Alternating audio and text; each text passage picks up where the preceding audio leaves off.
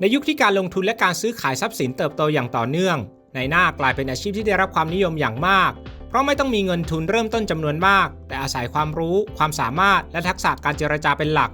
ผู้คนจำนวนไม่น้อยสามารถสร้างรายได้หลักแสนหรือหลักล้านจากอาชีพนี้และยังมีโอกาสเติบโตเป็นธุรกิจส่วนตัวได้ในระยะยาว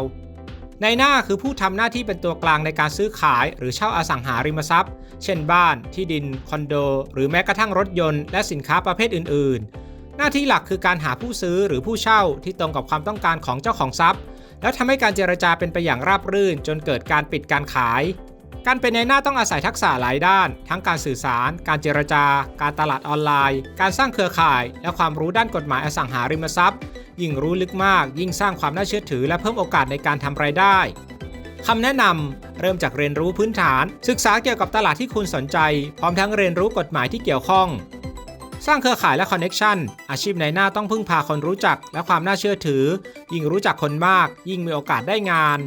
พัฒนาทักษะการตลาดออนไลน์ใช้สื่อโซเชียลมีเดียให้เป็นประโยชน์เช่นการโพสต์ขายทรัพย์การลงโฆษณาการถ่ายภาพและทำวิดีโอฝึกการเจรจาและปิดการขายเข้าใจความต้องการของทั้งสองฝ่ายแล้วนำเสนอให้ตรงใจพร้อมรักษาความเป็นมืออาชีพ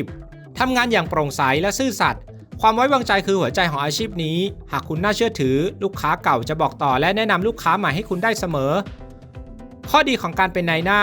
รายได้ไม่มีขีดจำกัดรายได้ขึ้นอยู่กับความสามารถในการหาลูกค้าและปิดการขายยิ่งขยันยิ่งมีโอกาสได้ค่าคอมมิชชั่นสูงไม่จำเป็นต้องมีเงินทุนจำนวนมากสามารถเริ่มต้นอาชีพได้โดยไม่ต้องลงทุนซื้อสินค้าเพียงแค่มีทักษะการเจรจาและเครือข่าย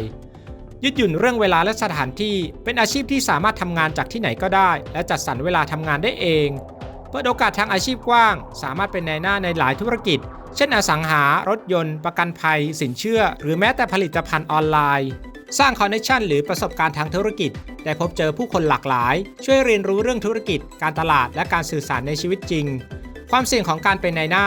รายได้ไม่แน่นอนบางเดือนอาจไม่มีลูกค้าหรือปิดการขายไม่ได้จึงต้องบริหารการเงินให้ดีการแข่งขันสูงหลายคนเข้าสู่อาชีพนี้ทำให้ต้องแข่งขันกับนายหน้าคนอื่นรวมถึงบริษัทขนาดใหญ่ต้องรับมือกับแรงกดดันสูงอาจต้องตามลูกค้าเจรจาต่อรองและแก้ปัญหาเฉพาะหน้าอยู่บ่อยครั้ง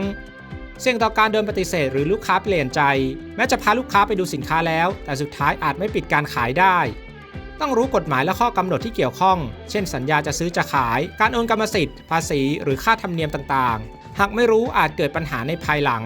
อาชีพนายหน้าเป็นหนึ่งในอาชีพที่เปิดโอกาสให้ทุกคนได้ลองโดยไม่จำกัดวุฒิหรืออายุขอเพียงมีความตั้งใจและพัฒนาตัวเองอย่างต่อเนื่องคุณก็สามารถสร้างรายได้แบบไร้เพดานไม่ว่าจะทำเป็นอาชีพเสริมหรืออาชีพเป็นหลักหากคุณเป็นคนชอบพูดคุยชอบช่วยเหลือคนและมองเห็นโอกาสในทุกทรัพย์สินรอบตัวนี่อาจเป็นอาชีพในฝันของคุณก็ได้